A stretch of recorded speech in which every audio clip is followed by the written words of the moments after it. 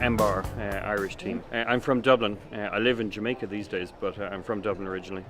We came here in 2011 and did the US Nationals in the same place at, funnily enough, precisely the same week in 2011. So 5 years ago, almost to the day, we were here. And we came second on count back from Bora. Bora beat us just.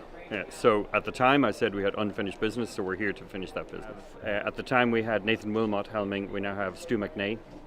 And we have on bow we have Aoife English, or Berla, is on bow for us this week. And back then we had Shona Wilmot, Nathan's wife. But other than that, the team is the same. So it's myself, Maurice O'Connell, Prof, and Dave Hughes. Dave and Stu are Olympian team, the US Olympian team for the 470. Yeah, we'll be in Miami. Get there just before it.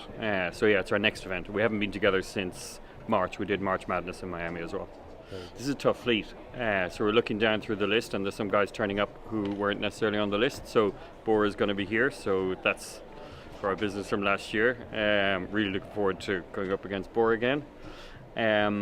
Lucky Dog are going to be really good, full throttle. It's their home turf, and they are experts on the lake and in this breeze. There's a whole bunch of boats. Monsoon have been really, really good lately. They beat us last November. There's a whole bunch of other boats as well, and then there'll be boats that we haven't spotted who will come up. So you can't take anything for granted. Generally, everybody says just keep the boat moving. If it's light breeze and it's light and fluffy, then you keep the boat moving. Movement around the boat is key, so we've been practicing this week around our changes of modes from hiking to non-hiking, displacement to power. All of those are going to be key this week, and that's why we focused on them. Kevin Nixon and Bonnie Nixon, we're from Sydney, Australia.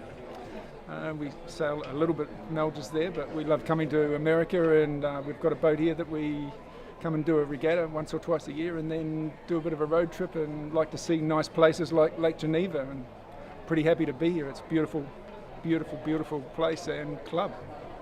Is it your first time to Lake Geneva? Yeah, it sure is. Yeah, we've seen plenty of pictures of it and the history of Buddy Melges. Obviously we wanted to come and experience that, and luckily enough yesterday we were just down polishing the boat and he pulled up in his car and said hello and started chatting, and we met him before he took off to go hunting, I think he went. Then Bonnie lives in San Francisco now, so we haven't sailed with her, and we've got a new team, so it was good to just go and iron out a few things, and as the day went on it got better and better, so still a little bit of rust, but no, it was fun.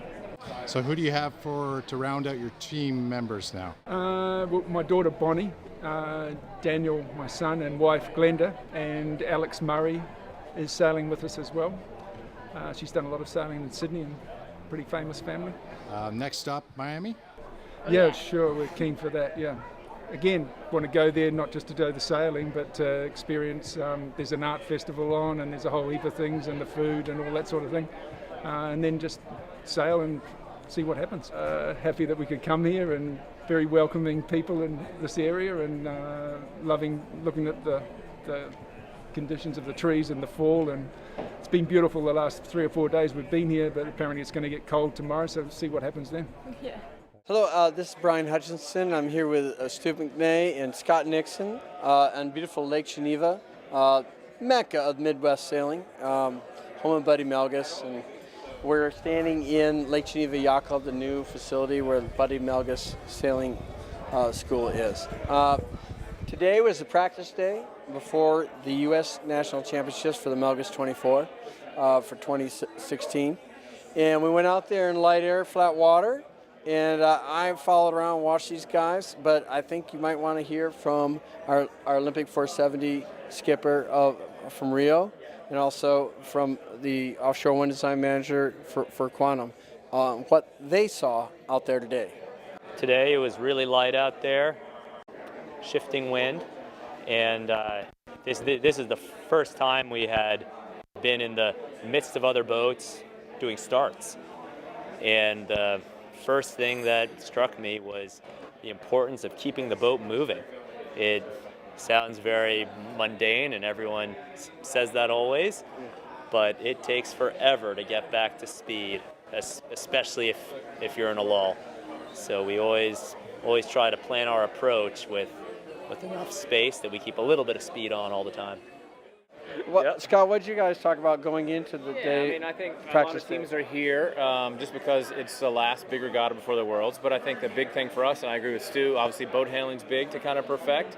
And that doesn't matter if you're sailing in flat water or waves or swell out in the ocean off South Beach. But I think for us, the main thing to work on, we haven't sailed in a while, is communication, getting our processes down, pinging the line, working on angle of heel. Obviously, boat handling will come into play with that. But just smooth thinking and talking and communication amongst our group of 5 people. You know, we haven't sailed in a while, so getting all that cemented and concrete out again so everybody talks smoothly, not a lot of chatter, but just good direct communication. That's kind of our goal. And obviously working on the starting process is huge here. Scott, you just came from the 32 Worlds, which you won. Nice job. And that was Big Breeze, right? It was Big Breeze. How would you compare the two boats?